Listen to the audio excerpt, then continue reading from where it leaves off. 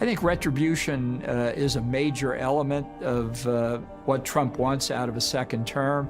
He's a man who feels endlessly aggrieved by everybody. I am your warrior. I am your justice. And for those who have been wronged and betrayed, I am your retribution. I am your retribution.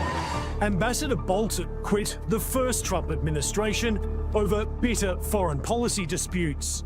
Removing your security detail at a time when Iran had been making threats on your life. When you heard that, what was your response? Well, I was surprised, but not entirely. Do you worry about it? Well, I do. I've made separate arrangements, obviously. It's not the Secret Service, but I do believe that the threat is real, and so I have to do what I can. From day one, the campaign of revenge against his enemies and the world made it clear Trump 2.0 won't let anyone or anything stand in his way. Don't tell us what we're going to feel. I'm not telling you. Because you're in no position to dictate that. John Bolton was just indicted by a grand jury in Maryland. Do you have a reaction to that? I didn't know that. You tell me for the first time, but I think he's, a bad person. I think he's a bad guy. Yeah, he's a bad guy. It's too bad, but it's the way it goes. The case against him? That's the way it goes, right? That's the way it goes. Will I what? Have you reviewed the case against him? No, I haven't. But I just think he's a bad person. I've had calls from people that I've never met before saying it's outrageous what Trump did. How can we help?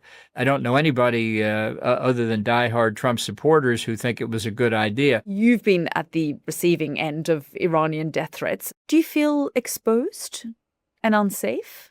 Sure, at this point. I mean, I had protection from the Secret Service going back to late 2021 that President Biden ordered because of this threat. I mean, we're not talking, I should say here, about internet chatter or, anonymous death threats. This was based on substantial intelligence that we and other countries had collected on this.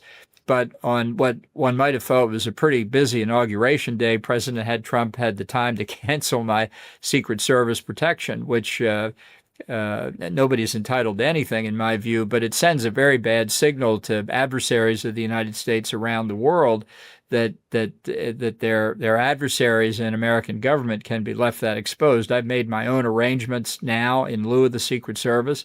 It was something that showed, I think, the character of Trump, the man, that he did it, and not just against me, but a number of others. So this, as I say, it's going to have an effect on decision-making in Trump's own administration when people who had our jobs see what happens to them if you fall. Well, I don't think Trump has a worldview. I think he has a view that's based on his business experience. I don't think he has tried to structure an understanding of the U.S. place in the world in a philosophy. He's certainly not a Reagan conservative like I am. That doesn't mean he's a squishy Democratic liberal either. He's not anything. He doesn't have a view. So a lot of people try to describe Trumpism as a philosophy or the Trump doctrine, and there's really no such thing. I think you use the analogy that he often views foreign affairs like a P&L sheet, that it's a zero-sum game, and that every relationship can sort of include winners and losers. And I wonder how that works in international relations. Well, it's he does look at things on a transactional basis, and he's familiar with numbers and dollars and cents, and those all factor in. But even beyond that, it's very hard to see a consistent, long-term approach to any given issue. I've described his decisions as an archipelago of dots that are essentially unconnected, and which don't necessarily, even each individual decision doesn't necessarily come in proportion. That is to say, he may have a huge issue that he's concerned about, and yet in exchange for some movement on that issue, he may want only something really very small by comparison. So there's no effort to try and make decisions or trade-offs on a basis of some kind of comparability, that I will give you X if you give me Y. Often the two things are wildly incompatible. And I think that makes it very difficult to have a sustained and consistent U.S. national security policy. I think it sends very confusing signals to both allies and adversaries alike.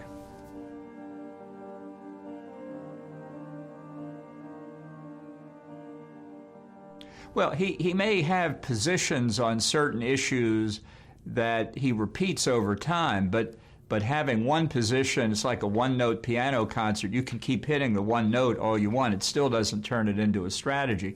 I think what you're suggesting, though, is that he is very uneducated in world history and not terribly interested in learning to fill in the gaps. Now, no president comes to the job with 360-degree knowledge. It's just not possible.